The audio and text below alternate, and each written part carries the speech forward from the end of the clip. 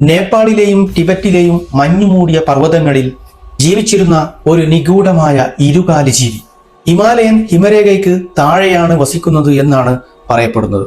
കേൾക്കുമ്പോൾ തന്നെ പേടി തോന്നിപ്പിക്കുന്ന യതി എന്നാണ് ഇത് അറിയപ്പെടുന്നത്. Welcome back. പഴയകാലത്ത് വെസ്റ്റേൺസുകൾ ഹിമാലയത്തിലേക്ക് യാത്ര ചെയ്യാൻ തുടങ്ങിയപ്പോഴായിരുന്നു ഇങ്ങനെയുള്ള കാര്യം അറിഞ്ഞത് എന്ന് പറയപ്പെടുന്നത്.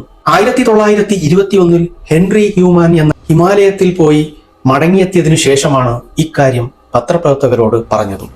മനുഷ്യരിൽ നിന്നൊക്കെ വ്യത്യസ്തമായ കാൽപ്പാടുകളും അടയാളങ്ങളും കണ്ടു.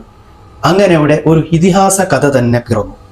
കടും ചാരനിറത്തിലും ചുവപ്പ് കലർന്ന തവിട്ട് നിറമുള്ള രോമങ്ങളാൽ പൊതിഞ്ഞ 91 മുതൽ 181 കിലോഗ്രാം വരെ തൂക്കമുള്ള ജീവി.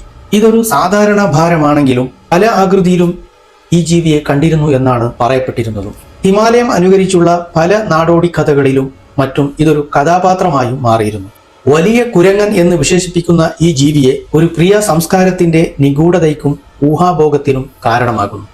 നീളമേറിയ കൈകളും വിശാലമായ നെറ്റിയും വീതിയുള്ള മൂക്കും ഇത് നിഗൂഢമായ പർവ്വതങ്ങളിൽ അതിജീവിക്കാനുള്ള ശേഷിയും ഇതിന്റെ രോമങ്ങൾ തണുപ്പിനെ പ്രതിരോധിക്കാനുള്ള ഒരു കഴിവും ഇതിനുണ്ട്. എന്നാൽ ഇതൊരു സത്യമോ മിഥ്യയോ ഇന്നും നിഗൂഢമായി തന്നെ നിലകൊള്ളുന്നു. ഇതിൽ ഒരുപാട് ഊഹാഭോഗങ്ങളും ഐതിഹ്യങ്ങളും ഉണ്ട്. പക്ഷെ യതി ഒരു സാങ്കല്പിക ജീവിയാണോ, മലമുകളിൽ ഹിമാലയങ്ങളിൽ ജീവിക്കുന്ന കരടി മാത്രമാണോ?